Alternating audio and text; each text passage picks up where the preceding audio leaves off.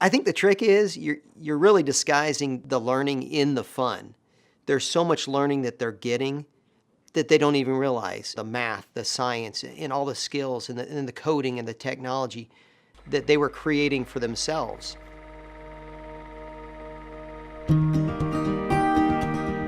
I guess what got me started with Sphero was I saw it at a birthday party, was listening to another teacher speak, how she was using it in her classroom. I was thinking, oh my gosh, I could do this. Came back to school the next day and was talking to my kids and said, hey, I saw this great new product and found out a bunch of my kids already had it. And so just kind of started an informal club before school. And our club started with probably me and 4, maybe 5 other students. As other students started to see, what we were doing and what we were making, the numbers grew and swelled, and we had, I want to say, 30 plus students by the end of the year. I made the jump from the club to the classroom when my assistant principal and my principal came down and said, hey, what's the commotion going on down here? And I showed them, and I expressed an interest in bringing Sphero to my classroom. And once they saw the possibilities, from there it was very easy to incorporate into the classroom.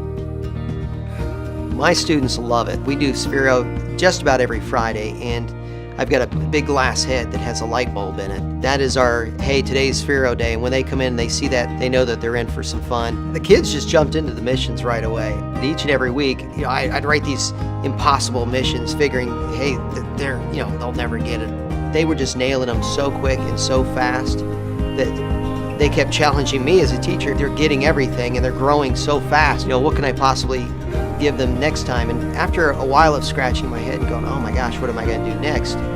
One of my students came up and said, hey, can I design the next one? I've got an idea. And then that was kind of my eureka moment.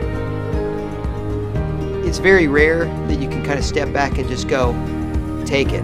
And for me, it just shows that these kids are capable of so much more than we give them credit for. Some of the missions that they created, they would have to build props for. They would learn 3D CAD design, and they were printing things on my 3D printer. The level of growth without me even pushing them was just amazing. I think a lot of times as teachers, we get bogged down in the books. Hey, we got to be to this page by this time. I think that if we just slow down, I think those things can be discussed and incorporated into a lot more, student-driven activities. And then when we step back and we always debrief the activity afterwards, I'm like, oh my gosh, did you guys realize that you were doing this? And there's always this, oh my gosh, we're doing that in math. Or, hey, that's fractions. And, that's dividing decimals. And that's what I love about Sphero. In my classroom, it's done away with, why do we have to do this?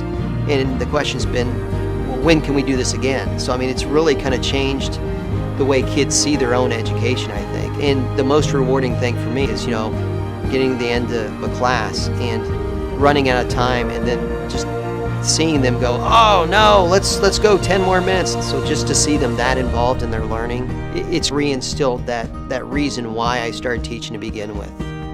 I have, in all my years, never had as much fun as I've had this year. I have never grown as much as I've grown this year as an educator.